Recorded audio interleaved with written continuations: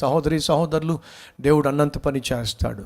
నెబుకద్నెజరుకు చెప్పాడు, నువ్వు ఒక మానవ మృగముగా మారిపోతావు, అడవి జంతువుగా గడ్డి తినే విధంగా చేస్తాను, కానీ నీ తప్పు నువ్వు తెలుసుకొని నీ పాపాలు నువ్వు విడిచిపెట్టినట్లయితే ఈరోజు నువ్వు కలిగి ఉన్నటువంటి స్థితిని, స్థానాన్ని నీకు అలాగే ఉంచేస్తాను, నీ ఇష్టం ఏం చేస్తావో.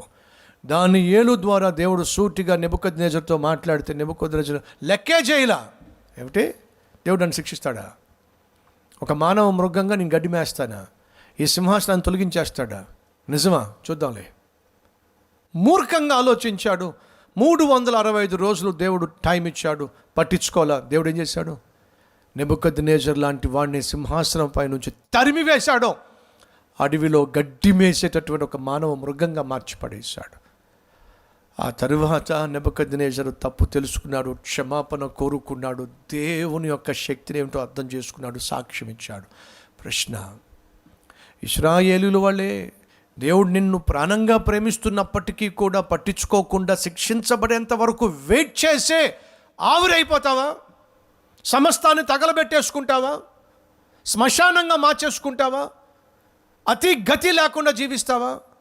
లేకపోతే ఈరోజు దేవుడు నీతో సూటిగా మాట్లాడుతున్నప్పుడు నువ్వు ఒక అబద్ధికుడు అని, నువ్వు ఒక వేశ్యవని, వ్యభిచారివని, మోసగాడివని, దొంగవని, కన్నములు వేసేవాడివని, తాగుబోతువని, తిరుగుబోతువని, మాట తప్పేవాడివని, దేవుని మాట మరిచిపోయేవాడివని, సేవలో పాలు పంచుకుంటున్నప్పటికీ కామముతో నువ్వు కుళ్ళిపోతున్నావని, అనేక మంది జీవితాలతో ఆటలు ఆడుకున్నావని, ఇవన్నీ చూసిన దేవుడు అంటున్నాడు, నువ్వు వ్యభిచారం చేయడం నేను చూస్తున్నా, పాపిష్టి పనులు చేయడం నేను చూస్తున్నా. ఆ మాట విను, ఆ మాట విను. నిన్ను బాగు చేయాలి, స్వస్థపరచాలి, రక్షించాలి అంత ఆశ ఉన్నప్పటికీ నీకు నాకు మధ్య నువ్వు చేసిన పాపాలు అడ్డుగా వస్తున్నాయి. ఒప్పుకో, ఆ పాపాలు ఒప్పుకో. ఎక్కడ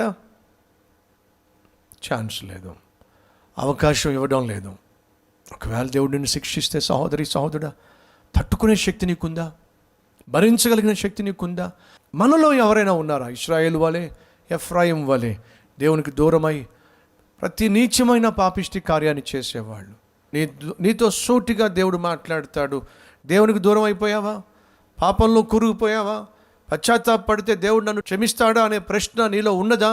అయితే 14th చాప్టర్ మొత్తం బైబిల్లో దేవునికి దూరం అయిపోయిన వాడు, నువ్వు ఒకప్పుడు ఎంత పరిశుద్ధంగా జీవించినా, పరిచర్యలో పాలు పంచుకున్నా, పాటలు పాడినా, ప్రసంగాలు చేసినా, నువ్వు ఎవరివైనా సరే దేవునికి దూరం అయిపోయినట్లయితే దేవుడు నన్ను మరలా చెరదీస్తాడా? మరలా నన్ను దీవిస్తాడా? మరలా నన్ను వాడుకుంటాడా అనే ప్రశ్న నీకున్నట్లయితే బైబిల్ మొత్తంలో ఆ ప్రశ్నకు జవాబు సూటిగా స్పష్టంగా దొరికే అధ్యాయము ఏదైనా ఉంది అంటే హోషేయ 14వ అధ్యాయం. దేవుడు నిన్ను క్షమించడానికి ఇష్టపడుతున్నాడు. మాటలు సిద్ధపరుచుకున్న సన్నిధికి రండి.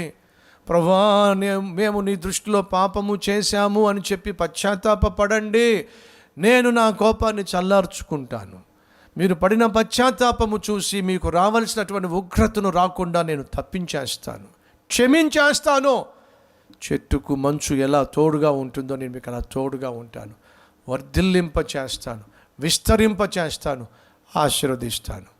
దేవుడిస్తున్నటువంటి ఈ ఆహ్వానాన్ని మనలో ఎంతమంది అంగీకరిస్తారో, అంగీకరించేవాళ్ళు మీరు ఉన్న చోట నాతో పాటు కలిసి ప్రార్థన చేస్తారా? Let us pray.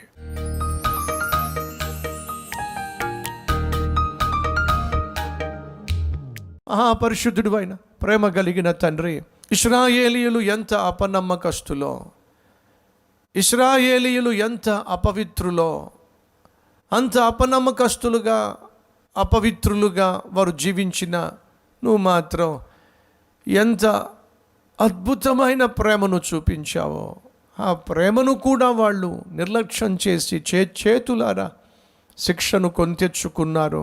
నాయనా ఎన్నోసార్లు నీ ప్రేమను మేము నిర్లక్ష్యం చేశాం, నీ క్షమను మేము ఆసరాగా తీసుకున్నాం. సిలువలో మీరు కార్చిన రక్తాన్ని నాయన మేము నవ్వులు పాలు చేశాం, మమ్మల్ని క్షమించండి. ఎందరైతే ఈరోజు ఈ సందేశాన్ని విన్న తర్వాత తమ జీవితాన్ని దిద్దుకుంటున్నారో, తమలో ఉన్న ప్రతి అపవిత్రమైన కార్యాన్ని, కలాపాన్ని ప్రభువా ఈ సమయంలో కన్నీటితో ఒప్పుకొని విడిచిపెడుతున్నారో, వారందరినీ క్షమించు నాయనా. నువ్వు మాటిచ్చావు కదా, నేను క్షమిస్తాను, నేను కనికరిస్తాను. చెట్టుకు మంచు తోడుగా ఉన్నట్టుగా నేను వారికి తోడుగా ఉంటాను, ఫలింప చేస్తాను, విస్తరింప చేస్తాను, విశాలపరుస్తాను అన్నావుగా. ఆయన ఎందరైతే ఈరోజు వాక్యం విని తమ జీవితాన్ని నీకు అంకితం చేస్తున్నారో, తిరిగి వచ్చేస్తున్నారో, వారిని అంగీకరించి వారిని పరిశుద్ధపరిచి ఇక మీదట నీ బిడ్డలుగా జీవించే కృపను అనుగ్రహించి నీ నామాన్ని మహిమపరుచుకొని సాక్షులుగా నిలబెట్టుకోమని. కాబట్టి ప్రతి ఒక్కరు ఎవరైతే నీ దగ్గర నుంచి జవాబును కోరుకుంటున్నారో అలా కోరే ప్రతి ఒక్కరూ వారు కలిగి ఉన్న ప్రతి పాపాన్ని ఒప్పుకోవాలి, విడిచిపెట్టాలి. ఫలితంగా నీతో సత్సంబంధము, సమాధానము, సహవాసము కలిగి నిత్యము నీ సన్నిధిని అనుభవించాలి, సమృద్ధిని పొందుకోవాలి. అట్టి కృప దయచేయమని యేసుక్రీస్తు నామం పేరట వేడుకుంటున్నాము తండ్రి, ఆమెన్.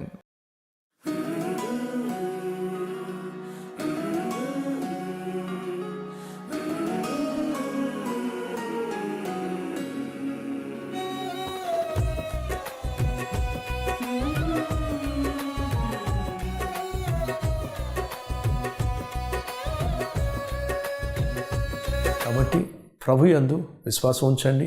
ఏ సమస్య వచ్చినా ప్రభుతో పంచుకోండి. అలాగే ప్రభు ప్రేమను క్రియల్లో చూపించండి. ఆయన గూర్చి తెలియని వారికి తెలియచేసే ప్రయత్నం చేయండి. దేవుడు మీకు తోడే ఉండును గాక. మళ్ళా రేపు ఇదే సమయంలో మళ్ళీ కలుసుకుందాం. అంతవరకు ఈ సందేశాన్ని షేర్ చేయండి, లైక్ చేయండి, కామెంట్ చేయండి. సెలవు.